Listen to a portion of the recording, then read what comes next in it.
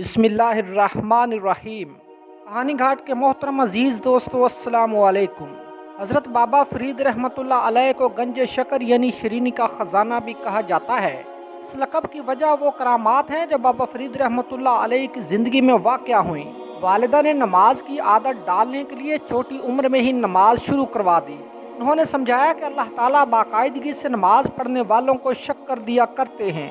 उन्हें यकीन दिलाने के लिए करसम बीबी मुसल्लह के नीचे शक्कर की पुड़िया रख दिया करती थीं। आप रहमतुल्लाह अलैह जब सुबह नमाज पढ़ लिया करते तो मुसल्लह का किनारा उठाकर शक्कर खा लिया करते थे। एक रोज़ वालिदा शक्कर रखना भूल गईं, जबकि बाबा फ़रीद रहमतुल्लाह अलैह को शक्कर वैसे ही वहाँ रखी मिल गई। वालिदा ने उन्हें शक्कर खाते देखा तो हैरान होकर पूछा कि शक्कर कहाँ से मिली। बाबा फ़रीद रहमतुल्लाह अलैह ने जवाब दिया, जहाँ से रोज़ मिला करती है। ये जवाब सुनकर उनकी वालिदा बहुत खुश हुई और कहा कि तू शक्कर की तरह मीठा होगा। बाबा फ़रीद रहमतुल्लाह अलैह के लक़ब का एक सबब तो ये वाक़या हो सकता है।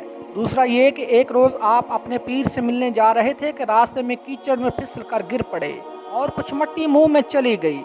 रवायत है कि वो मट्टी फ़ौरन शक्कर में तब्दील हो गई। जब आप अपने मुर्शिद के हजूर पहुँचे तो उन्होंने फरमाया, खुदा तुम्हारी पूरी हस्ती को शक्कर का ख़जाना बना दे और हमेशा शीरीन रखे। उस रोज़ से आप रहमतुल्लाह अलैह को गंज शक्कर कहा जाने लगा। इस तरह का एक और वाक़या भी है कि एक मरतबा शदीद भूख के आलम में आपने कुछ कंकर उठाकर मुंह में डाल लिए जो फ़ौरन शक्कर बन गए। मजीद ये कि एक सुदागर ऊँटों पर शक्कर लाद कर ले जा रहा था। बाबा फ़रीद रहमतुल्लाह अलैह ने पूछा कि ये क्या लेकर जा रहे हो? उसने जवाब दिया कि नमक लेकर जा रहा हूँ। कहा जाता है कि शक्कर नमक में तब्दील हो गई। सुदागर ने जब देखा तो तमाम का तमाम नमक निकला। उसने बाबा फ़रीद रहमतुल्लाह अलैह के पास आकर तौबा की और बाबा जी ने दुआ फरमाई तो नमक दोबारा शक्कर में तब्दील हो गया। सुभान अल्लाह। मोहतरम नाज़रीन, अगर आज की वीडियो आपको अच्छी लगी हो तो हमारे चैनल कहानी घाट को लाइक, शेयर और सब्सक्राइब कर दीजिए।